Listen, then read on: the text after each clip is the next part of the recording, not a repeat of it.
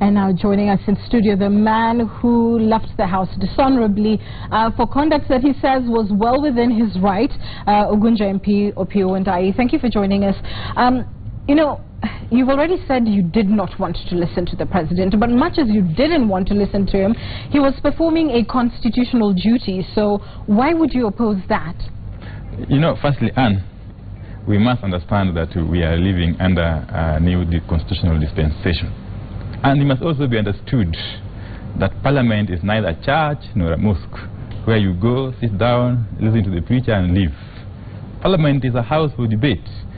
And that is exactly what we sought when we raised points of order, so the Speaker will allow us time to interrogate this particular state of the nation address. Well, you've said it's a house of order. It has standing orders which clearly outline the fact that when the State of the Nation address is being given by the President, one is not to debate it or comment on it. We are very much alive to the standing orders. But you must also realize that the standing orders cannot supersede the Constitution. The very progressive 2010 Constitution, under which we are operating as a country, clearly provides, under Article 37, for the right to peaceably and unarmed to assemble, to demonstrate, to picket, and to even present petitions. And what we did today was actually one way of expressing our misgivings about this speech, which has obviously become a hollow ritual, in our view. What do you think you've achieved today? Yeah, we have been able to express our feelings. You must also understand, Anne, that extraordinary times call for extraordinary measures. We have been able to express our misgivings in the manner we knew best.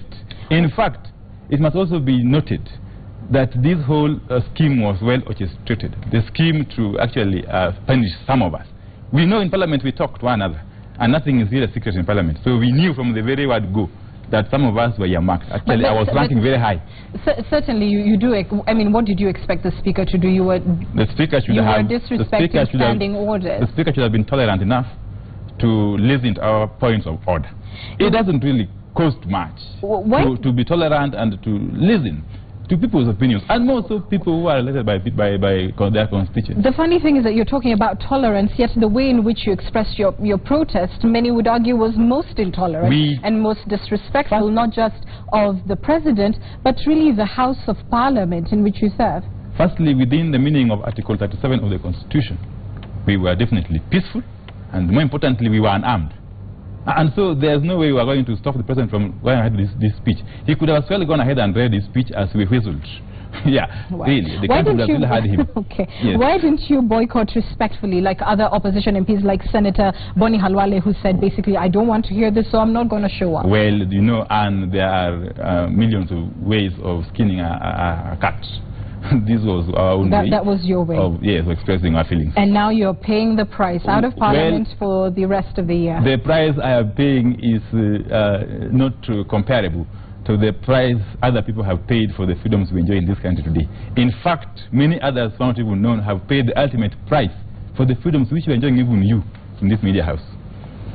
Opiyo Wandayi, who will not be in Parliament till next year. We're taking a short break on Citizen Live at 9, and coming up in the bulletin. National Bank of Kenya posts a 1.2 billion shillings loss. We'll tell you why. And President Kenyatta abolishes all coffee levies and licenses.